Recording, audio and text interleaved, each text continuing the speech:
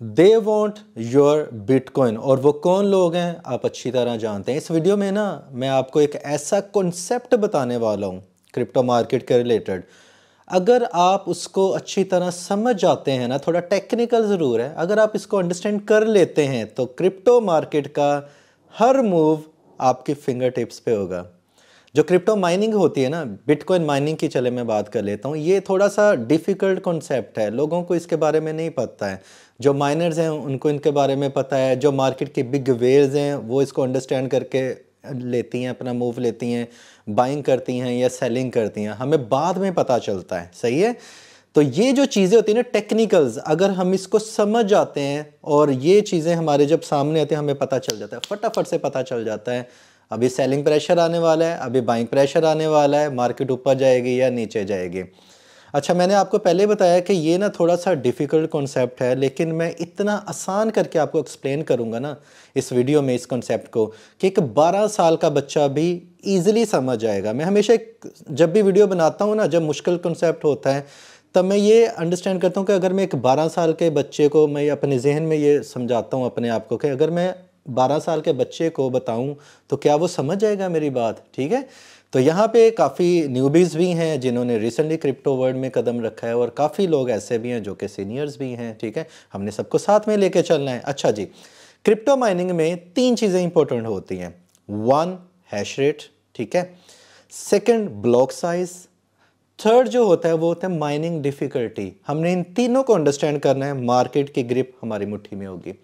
अच्छा, माइनिंग करते हुए जब हैश रेट बढ़ जाता है, आप गूगल पे जाएं, लिखें बिटकॉइन हैश रेट, सही है, टुडे लिख दें तो वो करंट स्टेटस आ जाएगा कि इस टाइम पे इसका हैश रेट इतना है। जब भी बिटकॉइन का हैश रेट बढ़ता है, याद रखें, लिख लें बिटकॉइन हैश रेट, सही है, पता होना चाहिए। आम लोगों को इस कॉन्सेप्ट के बारे में नहीं पता है और यूट्यूब के ऊपर ज़्यादा वीडियोज़ भी नहीं है। जब भी हैश रेट बढ़ता है तो ऑफ कोर्स वो सिक्योरिटी मैट्रिक्स को कंसर्न करता है, तो सिक्योरिटी टाइट होती है। मैं आपको एक एग्जांपल भी दूंगा, पहले मैं आपको इन तीनों जो टर्म्स है ना इनको थोड़ा सा एक्सप्लेन कर दूं, फिर एग्जांपल दूंगा तो सारी चीज़ें कनेक्टेड हो जाएंगी। ठीक है। तो जब हैश रेट बढ़ता है, सही है, तो क्या होता है कि सिक्योरिटी टाइट होती है, और जब हैश रेट बढ़ता है तो इसका मतलब है कि मार्केट में भी ना थोड़ी सी ट्रांजैक्शंस ज़्यादा हो रही हैं, मतलब बिटकॉइन की ट्रांजैक्शन ज़्यादा हो रही है। मैंने बिटकॉइन के एग्जांपल ले रहा हूँ, उसको हम अच्छी तरह समझ सकते हैं। बिटकॉइन जब मूव करता है तो सारी मार्केट इसके पीछे मूव करते हैं, तो हमने बिटकॉइन की माइनिंग को थोड़ा सा समझना है। हैश रेट समझ आ गई। दूसरी होती है माइनिंग डिफ़िकल्टी, ठीक है, और इसके अलावा होता है ब्लॉक साइज़। अच्छा, ब्लॉक साइज़ ये होता है कि फ़र्ज़ करें कि आपने एक चीज़ उठा के, एक ब्लॉक है, चले 2 ईंटों का एक ब्लॉक है, सीमेंट से जुड़ा हुआ है, आपने उठा के उसको एक जगह से दूसरी जगह पे लेके जाना है। ठीक है, तो आपकी ताकत जो है ना वो कम लगेगी। अगर यही ईंटें 4 हो जाएं, जुड़ी हों आपस में, उठा के एक जगह से दूसरी जगह पे लेके जाना, तो क्या होगा, फोर्स ज़्यादा लगेगी। अगर 8 हों तो फोर्स और ज़्यादा लगेगी। ठीक है। तो ब्लॉक साइज जो होता है कि जब आप एक ट्रांजैक्शन करते हैं, साथ साथ में मैं आपको एग्जांपल भी दूंगा, सही है, आप ट्रांजैक्शन करते हैं ना बिटकॉइन की, तो आपने एक वैलेट से दूसरे वैलेट में इसको ट्रांसफ़र करना है, तो क्या होता है, वो चली जाती है ब्लॉकचेन के ऊपर। ब्लॉकचेन होती है ब्लॉक साइज।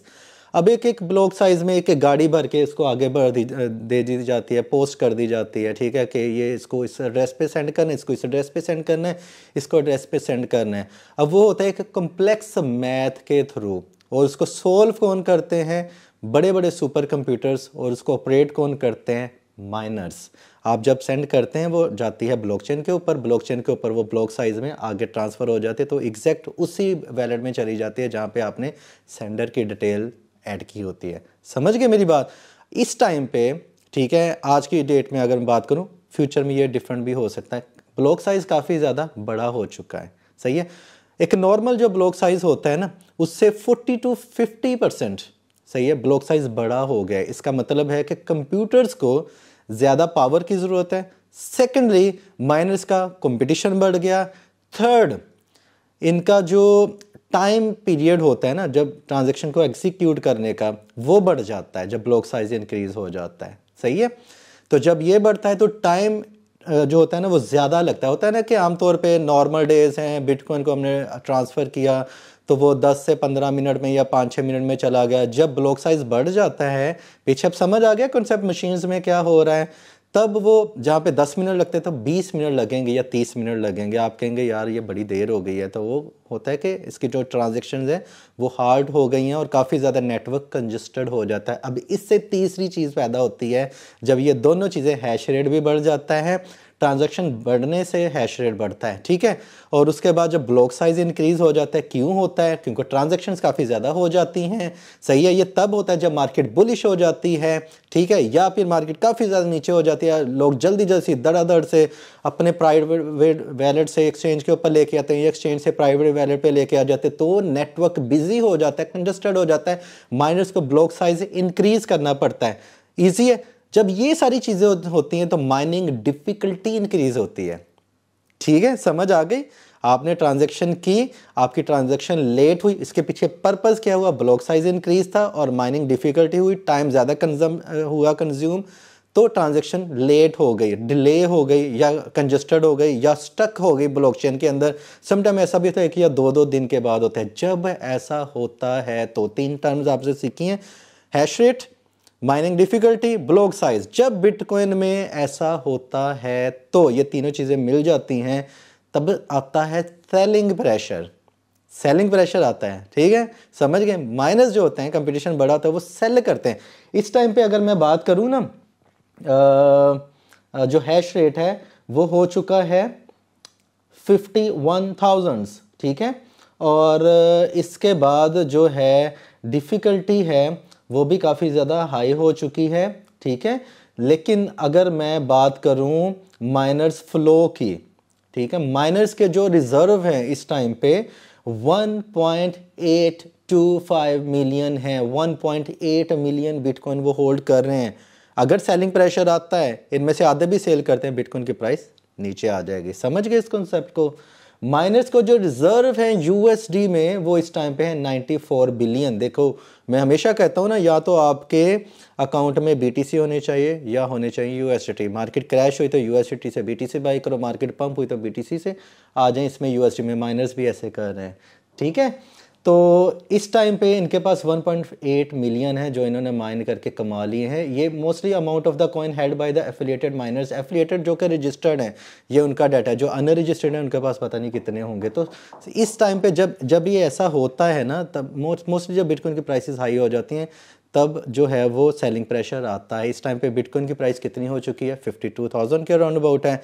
जो ज़्यादातर आ रही हैं, जो इंस्टीट्यूशन इन्वेस्टर्स है वो बाई कर रहे हैं। ट्रांजैक्शन बहुत ज़्यादा हो रही हैं डेली। अगर आप डाटा निकालें, बहुत ज़्यादा हो चुका है, मेरा ख्याल 1,03,25, ठीक है। तो ये इतनी ट्रांजैक्शन अब तक हो चुके हैं विद इन फ्यू आवर्स के अंदर अंदर। तो वो प्रेशर पड़ता है माइनिंग के ऊपर, प्रोसेस के ऊपर। और ये हो सकता है कि इस टाइम पे सेलिंग प्रेशर भी आ जाए। आपने तीनों को अलग अलग से इसका डाटा लिखा करें रोजाना। जब ये तीनों ऐसा हो जाए जैसा मैंने वीडियो में एक्सप्लेन किया, तो बिटकॉइन की प्राइस नीचे गिरती है। जब ये कम हो जाती है तो बिटकॉइन की प्राइस ऊपर जाती है। समझ आ गई कॉन्सेप्ट? किसी किस्म की भी कन्फ्यूजन होती है, मुझे कमेंट बॉक्स में कमेंट करके बताएं, ठीक है, ताकि वो मैं आपको उसको एड्रेस कर सकूं। चैनल को सब्सक्राइब नहीं किया तो चैनल को सब्सक्राइब कर लें। अपना ख्याल रखिएगा। Happy trading, take care, bye bye.